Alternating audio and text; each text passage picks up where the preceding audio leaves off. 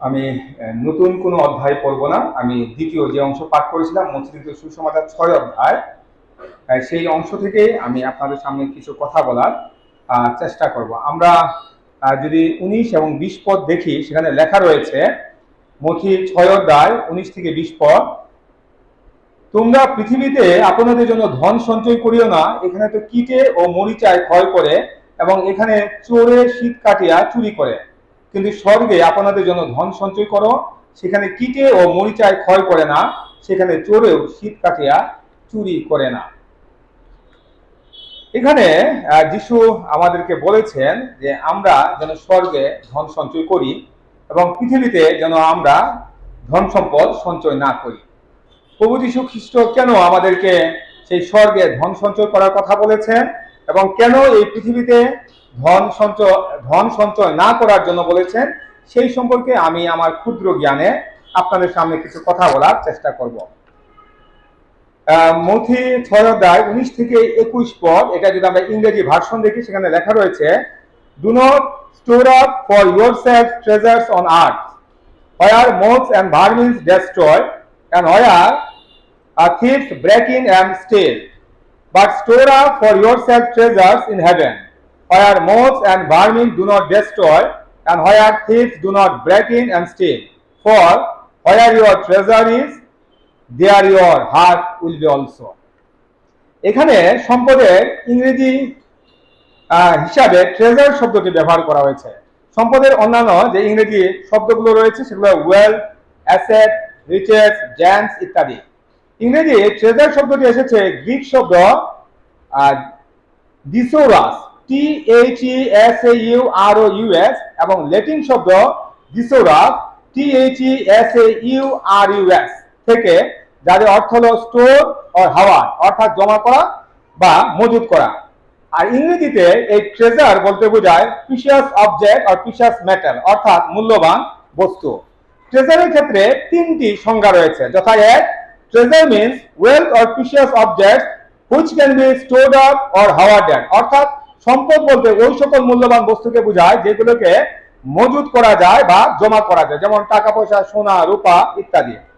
দুই, treasure means something of great worth or value, অর্থাৎ সম্পদ বলতে বিরাট মূল্যবান কিছুকে বোঝায়, যেমন জমি, ঘরবাড়ি, দামি গাড়ি, সোনা ইত্যাদি। তিন number, treasure means a collection of precious things, অর্থাৎ সম্পদ বলতে মূল্যবান জিনিসের সমষ্টিকে বোঝায়, যেমন কারো একত্রে অনেক টাকা পয়সা, সোনা, রূপা থাকতে পারে, কারো অনেকগুলা গাড়ি থাকতে পারে, কারো অনেকগুলা দামি বই থাকতে পারে ইত্যাদি। সম্পদ যে কেবল দৃশ্যগত হবে অর্থাৎ ভিজিবল হবে তা নয়, এবং সম্পদ অদৃশ্যগত অর্থাৎ ইনভিজিবলও হতে পারে। পৃথিবীর সম্পদগুলোকে দুইটি ভাগে ভাগ করা যায়, বস্তুগত সম্পদ এবং অবস্তুগত সম্পদ, ম্যাটেরিয়াল রিসোর্স এবং ইমম্যাটেরিয়াল রিসোর্স। বস্তুগত সম্পদগুলো মূলত দৃশ্যগত সম্পদ এবং অবস্তুগত সম্পদগুলো হলো অদৃশ্যগত সম্পদ। বস্তুগত সম্পদগুলোকে আমরা দেখতে পারি, স্পর্শ করতে পারি, এগুলো দৃশ্যগত ভিজিবল, যেমন গাড়ি, বাড়ি, টাকা, সোনা, রূপা ইত্যাদি। আর অবস্তুগত সম্পদগুলোকে আমরা দেখতে পারি না, স্পর্শ করতে পারি না, এইগুলো হলো ইনভিজিবল, যেমন কারো সততা, ধার্মিকতা, পবিত্রতা, দেশপ্রেম, ঈশ্বর প্রেম ইত্যাদি। দ্বিতীয় করিন্থীয় 4 অধ্যায় 18 পদে বলা হয়েছে, দৃশ্যগত বস্তুগুলো হলো ক্ষণকাল স্থায়ী এবং অদৃশ্যগত বস্তুগুলো হলো অনন্তকাল স্থায়ী। এখানে লেখা রয়েছে, আমরা দৃশ্যমান জিনিসের উপর নয় বরং অদৃশ্য জিনিসের উপর দৃষ্টি নিবদ্ধ করি, কারণ দৃশ্যমান জিনিস ক্ষণস্থায়ী কিন্তু অদৃশ্য জিনিস চিরস্থায়ী। এখানে বলা হয়েছে যে আমরা পৃথিবীতে যে সম্পদগুলো আহরণ করি বা সঞ্চয় করি সেগুলোকে দেখা যায় বা উপলব্ধি করা যায় এবং এগুলো ক্ষণকাল স্থায়ী।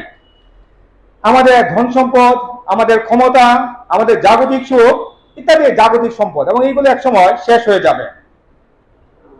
আর আমরা স্বর্গে যে সম্পদগুলো আহরণ করি বা সঞ্চয় করি এগুলোকে দেখা যায় না, এগুলো হলো অদৃশ্যগত সম্পদ এবং এগুলো হলো অনন্তকাল স্থায়ী।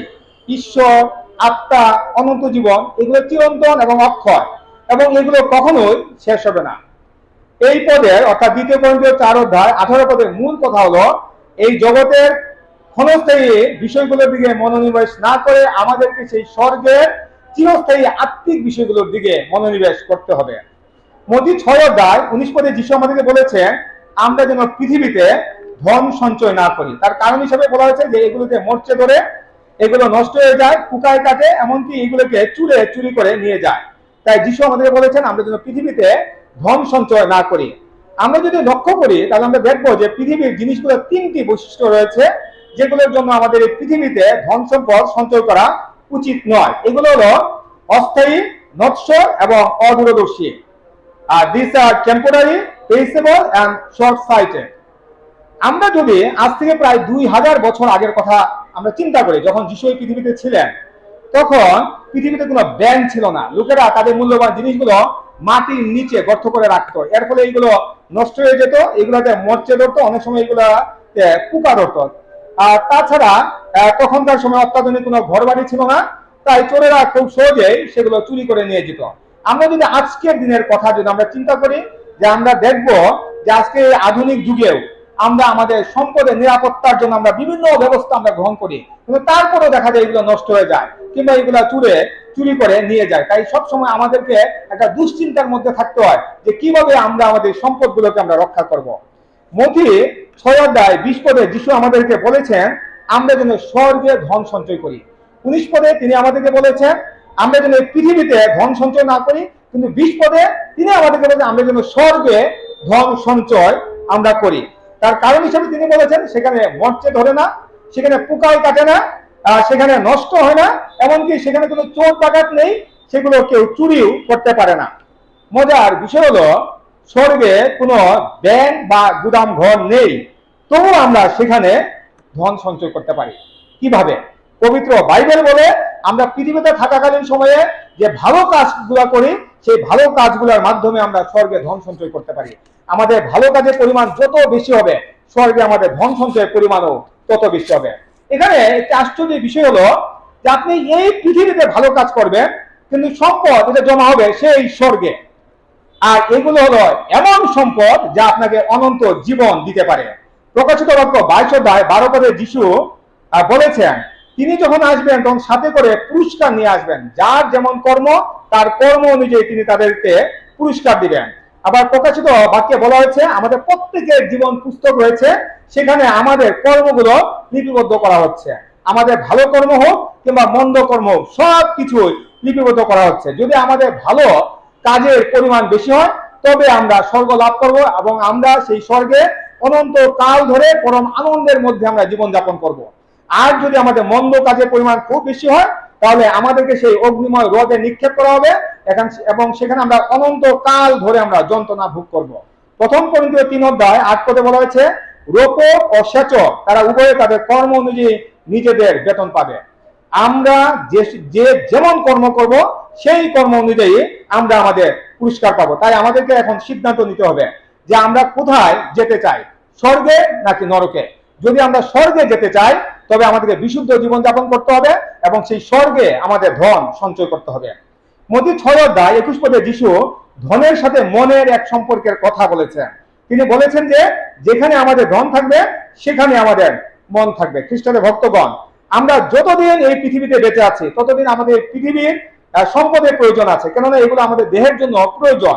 কিন্তু মৃত্যুর পর এই পৃথিবীর সম্পদগুলো আমাদের কোনো কাজে লাগে না, কেননা মৃত্যুর পর আমাদের দেহ থাকে না, আমাদের আত্মা থাকে। সেই আত্মার জন্য পৃথিবীর সম্পদগুলোর কোনো প্রয়োজন হয় না, সেই আত্মার জন্য স্বর্গের সম্পদগুলোর প্রয়োজন হয়। তাই যিশু আমাদেরকে বলেছেন আমরা যেন পৃথিবীর কথা না ভাবি কিন্তু স্বর্গের কথা ভাবি, তাহলে আমরা স্বর্গে ধন সঞ্চয় করতে পারবো।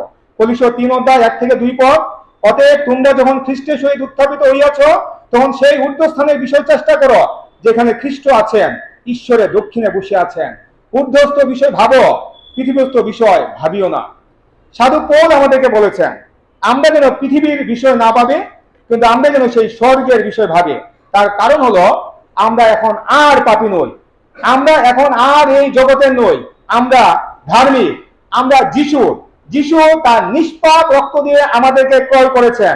তাই আমাদেরকে যিশুর কথা ভাবতে হবে, আমাদেরকে সেই স্বর্গের কথা ভাবতে হবে। মথি 6 অধ্যায় 22 থেকে 23 পদে যিশু আমাদের চোখকে শরীরের প্রদীপের সাথে তুলনা করেছেন। তিনি বলেছেন যে আমাদের চোখ যদি সরল হয় তবে আমাদের সমস্ত দেহ দীপ্তিময় হবে, কেননা সরল চোখে আমরা ভালো জিনিসগুলো অনুসন্ধান করব। ফলে আমাদের দেহ দীপ্তিময় হবে এবং আমাদের মধ্যে ধার্মিকতা বিরাজ করবে। কিন্তু আমাদের চোখ যদি মন্দ হয় তবে আমাদের সমস্ত দেহ অন্ধকারময় হবে, কেননা মন্দ চোখে আমরা কেবল মন্দ বিষয়গুলোর অনুসন্ধান করব, ফলে আমাদের দেহে পাপ বিরাজ করবে। যিশু আরো বলেছেন, আমাদের অন্তরের দীপ্তি যদি অন্ধকারময় হয় তবে তা আরো অনেক বেশি ভয়াবহ হবে। আমাদের মন অসুস্থ থাকবে, আমরা স্বর্গীয় সম্পদগুলো দেখতে পারবো না এবং আত্মিক বিষয়গুলো আমরা ভাবতে পারবো না। তখন আমাদের মন স্বর্গের সম্পদগুলো থেকে অনেক দূরে বিরাজ করবে, ফলে আমরা স্বর্গে কোনো ধন বা সম্পদ আমরা সঞ্চয় করতে পারবো না। মতি 6:24 যিশু আমাদেরকে দুই কর্তা দাসত্ব করতে নিষেধ করেছেন। পবিত্র বাইবেলে এটা বলা হয়েছে যে আমাদের জন্ম হয়েছে সেবা করার জন্য। আদি পুস্তক 2:15 লেখা রয়েছে, পরে সদাপ্রভু ঈশ্বর আদমকে লইয়া এদনস্থ উদ্যানের কৃষিকর্ম রক্ষার্থে তথায় রাখিলেন। তাহলে ঈশ্বর মানুষকে সৃষ্টি করেছিলেন যেন তারা ঈশ্বরের নির্মিত এদন বাগানে দেখাশোনা করতে পারে। যেহেতু আমাদের জন্ম হচ্ছে সেবা করার জন্য, তাই আমাদেরকে অবশ্যই আমাদের প্রভু বেছে নিতে হবে। আমরা কার সেবা করবো তা আমাদের নির্ধারণ করতে হবে, কারণ আমরা একই সময়ে দুইজন প্রভুর সেবা করতে পারবো না, কেন তাদের স্বার্থ ভিন্ন হবে, তাদের রুচি, তাদের অভ্যাস, তাদের বিশ্বাস ইত্যাদি ভিন্ন হবে। তাছাড়া আমরা একজনকে অধিক ভালোবাসবো এবং অন্যজনকে আমরা ঘৃণা করব। আমরা একজনের প্রতি অধিক আমরা বিশ্বস্ত থাকবো এবং অন্যজনের প্রতি আমরা হিংসা করব। তাই যিশু আমাদেরকে দুইজন প্রভুর সেবা করতে নিষেধ করেছেন। এখন আমাদেরকে সিদ্ধান্ত নিতে হবে, আমরা কার সেবা করতে চাই, ঈশ্বরের নাকি ধনের? আমরা কোথায় আমাদের সম্পদ জমা করতে চাই, এই পৃথিবীতে নাকি স্বর্গে? যদি আমরা পৃথিবীতে রাজত্ব করতে চাই তবে আমাদেরকে পৃথিবীর ধন সম্পদের সেবা করতে হবে, আর আমরা যদি সেই স্বর্গে রাজত্ব করতে চাই তবে আমাদেরকে ঈশ্বরের সেবা করতে হবে। ঈশ্বরের দাসত্ব আমাদেরকে মেনে নিতে হবে। বাক্য বলে, যারা খ্রিস্টে তারা খ্রিস্টের দাসত্ব করে। কলসীয় 3:25 তোমরা প্রভু খ্রিস্টেরই দাসত্ব করিতেছ। তাই আমরা যারা নিজেদেরকে খ্রিস্টান হিসাবে দাবি করছি, আমরা যারা নিজেদেরকে যীশু খ্রিস্টের শিষ্য হিসেবে দাবি করছি, আমরা যারা নিজেদেরকে ঈশ্বরের সন্তান হিসেবে দাবি করছি, আমাদেরকে অবশ্যই ঈশ্বরের দাসত্ব মেনে নিতে হবে। ঈশ্বরকে আমাদের প্রভু হিসাবে গ্রহণ করতে হবে, তবেই আমরা স্বর্গে ধন সঞ্চয় করতে পারবো। মতি 6:25 আমাদেরকে বলা হয়েছে, খাবারের থেকে প্রাণ ও কাপড়ের থেকে শরীর বড় বিষয়। এই পদের মধ্যেও যিশু আমাদেরকে সম্পদ এবং ঈশ্বরের কথা মনে করিয়ে দিয়েছেন। কেননা সম্পদ আমাদেরকে কেবল খাবার দিতে পারে, কিন্তু ঈশ্বর আমাদেরকে জীবন দেন। সম্পদ আমাদেরকে কেবল বস্ত্র দিতে পারে, কিন্তু ঈশ্বর আমাদেরকে দেহ দান করেন। আমাদের এই দেহ এবং জীবনের স্রষ্টা হলেন ঈশ্বর। তাই আমাদের এই দেহ এবং এই জীবনে কি কি প্রয়োজন তা আমাদের ভাবার কোনো প্রয়োজন নেই। আমাদের যা কিছু প্রয়োজন তা ঈশ্বর জানেন এবং তিনি সেইগুলো আমাদেরকে প্রদান করবেন। মতি 6:26 আকাশে পাখিদের কাছ থেকে শিক্ষা গ্রহণ করার কথা বলেছে। পাখিরা কোনো ফসল ফলায় না, তারা কোনো ফসল কাটে না, তাদের কোনো গুদাম ঘর নেই, সেখানে তারা সেগুলো জমাও করে না, কিন্তু কোনো পাখি একদিনও না খেয়ে থাকে না। ঈশ্বর তাদেরকে আহার দেন, আর আমরা সেই পাখিদের থেকে অনেক শ্রেষ্ঠ, কেননা পিতা ঈশ্বর তার নিজ সাদৃশ্যে, তার নিজ প্রতিমূর্তিতে আমাদেরকে সৃষ্টি করেছেন। আদি পুস্তক 1:27 যে ঈশ্বর আমাদের সেই আকাশে ক্ষুদ্র পাখিদের কথা ভাবেন, সেই ঈশ্বর অবশ্যই আমাদের কথাও ভাববেন। আর তিনি আমাদের যা যা প্রয়োজন তা দিয়ে তিনি আমাদেরকে অবশ্যই তৃপ্ত রাখবেন। তাই আমাদের আর ভাববার কোনো প্রয়োজন নেই। লূক 9:3 যিশু যখন তার শিষ্যদেরকে প্রচার কাজে পাঠিয়েছিলেন, তখন তিনি তাদেরকে বলেছিলেন, পথের জন্য কিছুই লইও না, যষ্টিও না, ঝুলিও না, খাদ্যও না, টাকাও না। আমাদেরকেও আজ এই জগতে বেঁচে থাকার জন্য আমরা কি খাবো, আমরা কি করব সেটা ভাবার কোনো প্রয়োজন নেই, বরং আমাদের এই বিশ্বাস থাকতে হবে যে ঈশ্বরই আমাদের সবকিছু জুগিয়ে দিবেন, কেননা তিনি হলেন জিহোবা যিরি। মতি 6:27 বলা হয়েছে, আমরা চিন্তা করে আমাদের বয়স এক হাতেও বাড়াতে পারবো না। এই জগতের সম্পদ আমাদের বয়সকে এক বিন্দু বাড়াতে পারে না। তাই আমাদের চিন্তা করার কোনো প্রয়োজন নেই, বরং আমাদেরকে সেই স্বর্গের কথা ভাবতে হবে। সেই স্বর্গে কিভাবে আমরা সম্পদ আহরণ করতে পারবো সেই কথা আমাদেরকে ভাবতে হবে, কেননা স্বর্গীয় সম্পদগুলো আমাদেরকে অনন্ত জীবন দিতে পারে। মতি 6:31-32 বলা হয়েছে, পরজাতীয়রা তাদের খাবার ও বস্ত্রের কথা ভাবে, কি খাবো, কি পান করব, কি পরবো, এইগুলো তারা ভাবে। কিন্তু যিশু আমাদেরকে বলেছেন যেন আমরা এইগুলো না ভাবি, কেননা পরজাতিদের কোনো স্বর্গীয় পিতা নেই, তাই তারা এইগুলো ভাবে। কিন্তু আমাদের স্বর্গীয় পিতা আছেন, তিনি আমাদের সব কিছু জানেন। সেই মায়ের গর্ভে যখন আমরা একটা রক্তপিণ্ড অবস্থায় ছিলাম, যখন আমরা প্রাণ আসেনি, সেদিন থেকে শুরু করে আজকের দিন অবধি এই মুহূর্ত পর্যন্ত পিতা ঈশ্বর আমাদের সব কিছু জানেন। তিনি অন্তর্যামী পিতা। আমরা যা ভাবি তাই তিনি জানেন, আমাদের কি কি প্রয়োজন তা তিনি জানেন। এমনকি যে বিষয়গুলো আমরা এখনো চিন্তা করিনি সেই বিষয়গুলো তিনি জানেন। তাই আমরা দেখতে পাই আমাদেরকে পাপ থেকে মুক্তি দেওয়ার জন্য কি প্রয়োজন ছিল তা তিনি জানতেন। তাই তিনি সেই মানুষ বেশে এই পৃথিবীতে এসে ক্রুশে মৃত্যু এবং পুনরুত্থানের মাধ্যমে আমাদেরকে পাপ থেকে মুক্তি দিয়েছেন। তাই এখন আমরা আর পাপী নই। আমাদেরকে এখন আর এই জগতের কথা ভাবতে হবে না, বরং আমাদেরকে এখন সেই ঈশ্বরের কথা, সেই স্বর্গের কথা আমাদেরকে ভাবতে হবে। মতি 6:28-30 পদে যিশু মাঠের সাধারণ ফুল এবং ঘাসের কথা বলেছেন। ঈশ্বর তাদেরকে কত সুন্দর করে সাজিয়েছেন, তাদের তিনি যত্ন নেন।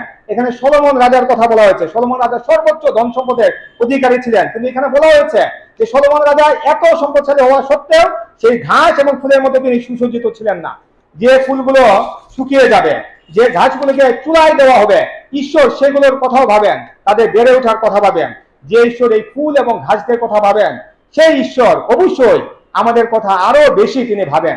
তাই আমাদেরকে এই পৃথিবীতে কি খাবো, কি করব তা নিয়ে আমাদের ভাবার প্রয়োজন নেই, বরং আমাদেরকে সেই স্বর্গের কথা আমাদেরকে ভাবতে হবে। মতি 6:33 পদে প্রথমে আমাদের কি করা উচিত সেই সম্পর্কে বলা হয়েছে।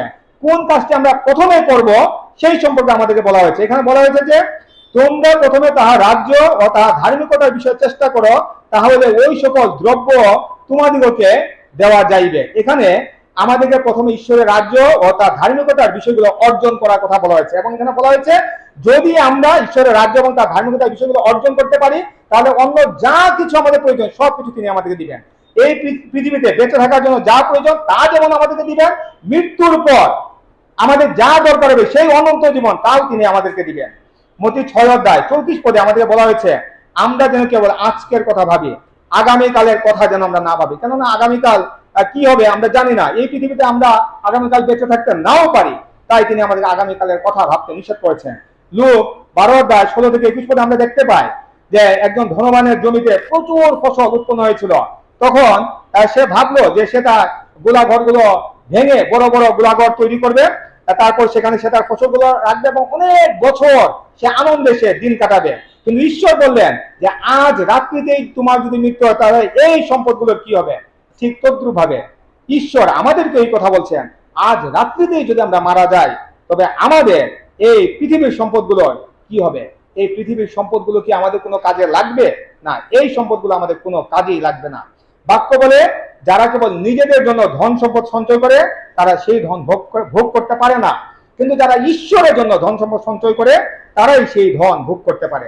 খ্রিস্টের ভক্তগণ, এত সময় আলোচনা থেকে এটা স্পষ্ট যে আমাদেরকে পৃথিবীতে ধন সম্পদ সঞ্চয় করতে নিষেধ করা হয়েছে।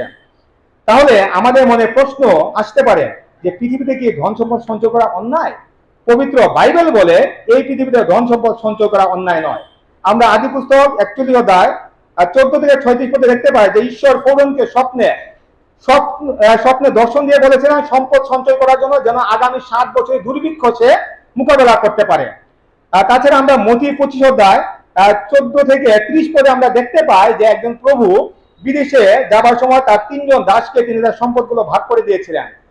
একজনকে দিয়েছিলেন 5 তালন্ত, একজনকে দিয়েছিলেন 3 তালন্ত এবং আরেকজনকে দিয়েছিলেন 2 তালন্ত, যেন তারা সেগুলো ব্যবসা করতে পারে। তারপর তিনি বিদেশে চলে যান এবং তিনি যখন বিদেশ থেকে ফিরে আসেন, এসে তিনি তাদের কাছে হিসাব চান। তখন যে ব্যক্তি 5 তালন্ত পেয়েছিল সে বলে যে প্রভু দেখেন আমি ব্যবসা করে আরো 5 তালন্ত লাভ করেছি। তখন প্রভু তাকে বলেছিলেন উত্তম ও বিশ্বস্ত দাস, তুমি অল্প বিষয়ে বিশ্বস্ত হইলে আমি তোমাকে বহু বিষয়ের উপরে নিযুক্ত করিব। তারপরে যে ব্যক্তিকে 2 তালন্ত দেওয়া হয়েছিল সেও আসলো, সে এসে বলল দেখেন প্রভু আমি ব্যবসা করে আরো 2 তালন্ত লাভ করেছি।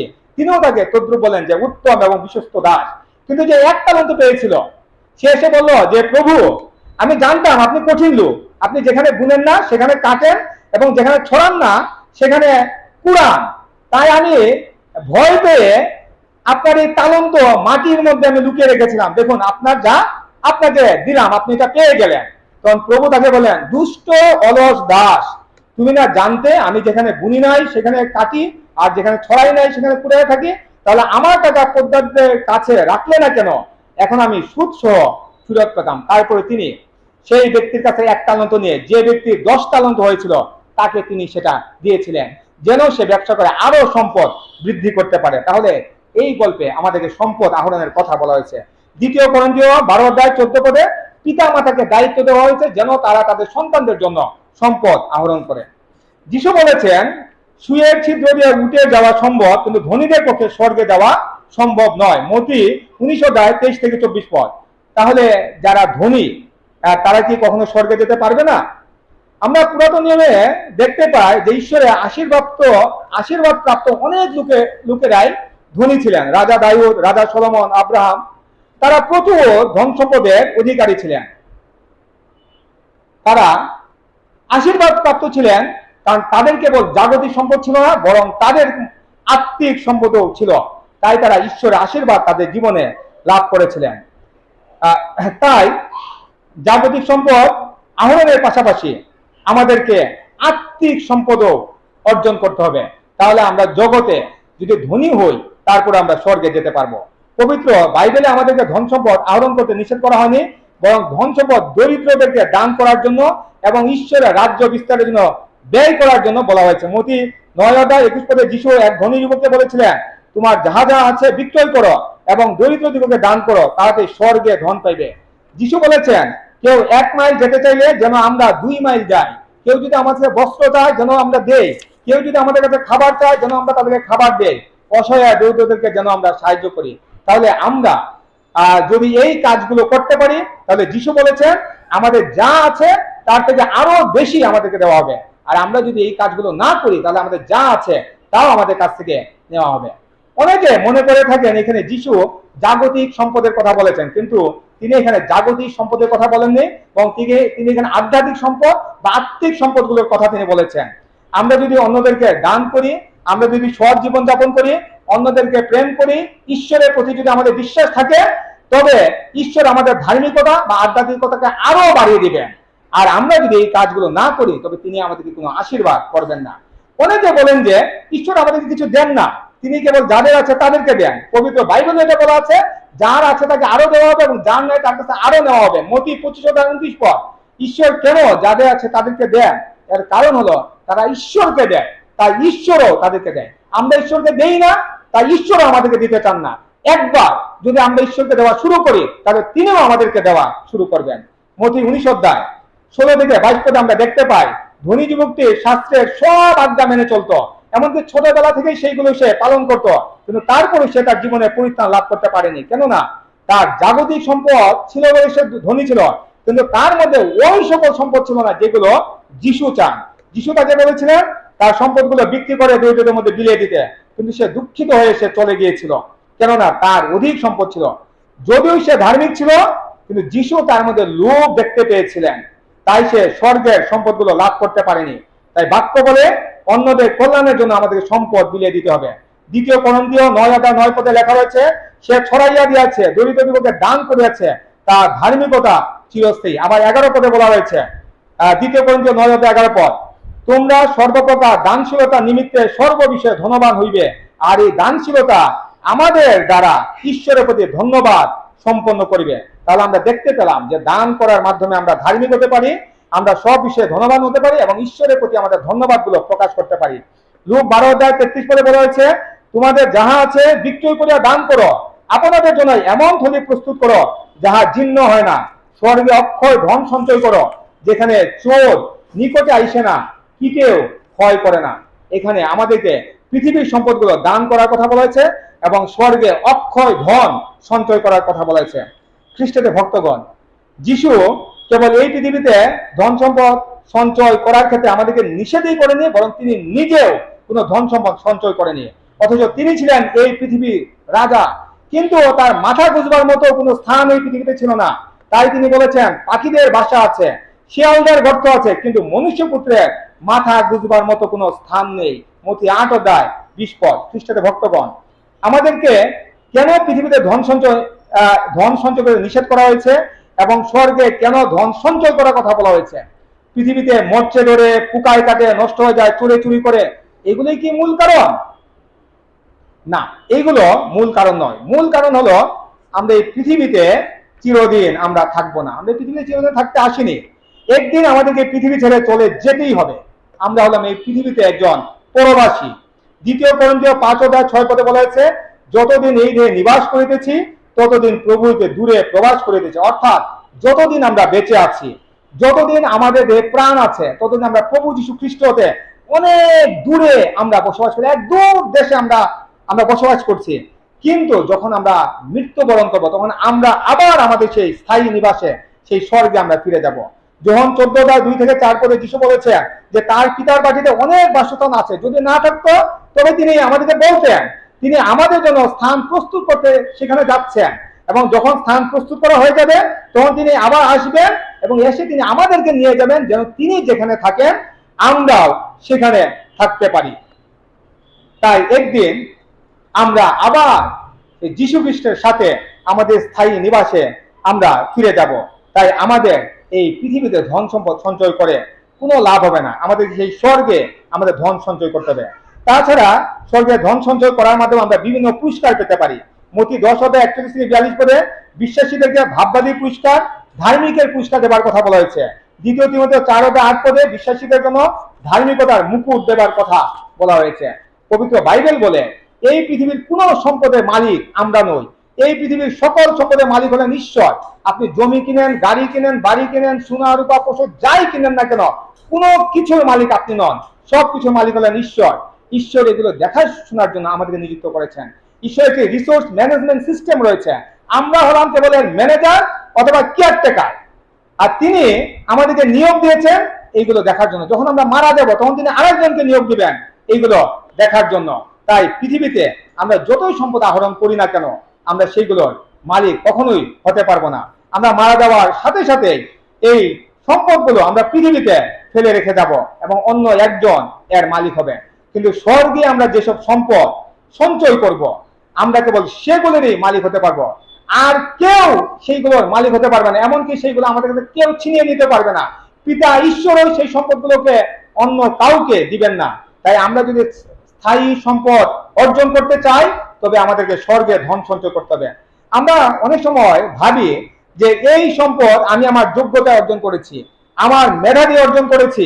যখন আমরা এসব ভাবি তখন ঈশ্বর আমাদের প্রতি বিরক্ত হন, তিনি আমাদের কাছে মুখ ফিরিয়ে নেন। আমরা অনেক সময় বলে থাকি এই সম্পদ আমার, আমি আমার মেধা দিয়ে পরিশ্রম দিয়ে এটা অর্জন করেছি, কিন্তু না, ঈশ্বর এটা আমাদেরকে দিয়েছেন, এটা ঈশ্বরের আশীর্বাদ। যখন আপনি কাজ করেন তখন ঈশ্বর আপনাকে কাজ করার শক্তি দেন, হাঁটার শক্তি দেন, দেখার শক্তি দেন, কথা বলার শক্তি দেন। যখন আপনি কোনো কিছু অর্জন করেন তখন বুঝতে হবে এটা ঈশ্বরের আশীর্বাদ। আপনি অনেক সম্পদ অর্জন করেছেন, এটা ঈশ্বরের আশীর্বাদ ছিল বলেই এটা সম্ভব হয়েছে। তাই আমাদের প্রত্যেকেরই উচিত ঈশ্বরকে ধন্যবাদ জানানো। লোক 16:19-31 আমরা সেই কাঙাল, লাচার এবং ধনী ব্যক্তির কথা জানি। সেই ধনী ব্যক্তি কেবল নিজেকে নিয়ে ব্যস্ত ছিল, এই পৃথিবীতে তার অনেক ধন সম্পদ ছিল, সে পৃথিবীর চোখে ধনী ছিল, কিন্তু ঈশ্বরের চোখে সে দরিদ্র ছিল। তাই মৃত্যুর পর সে যন্ত্রণা স্থানে গিয়েছিল। স্বর্গে তার কোনো সম্পদ ছিল না, তাই সে স্বর্গ লাভ করতে পারেনি। কিন্তু সেই কাঙাল লাচারের এই জগতে কোনো সম্পদ না থাকলেও সেই স্বর্গে তার আত্মিক সম্পদ ছিল, তাই মৃত্যুর পর সে স্বর্গ লাভ করতে পেরেছিল। এই গল্প আমাদেরকে এটা শিক্ষা দেয় যে জাগতিক সম্পদ আমাদেরকে কখনোই পরিত্রাণ দিতে পারবে না।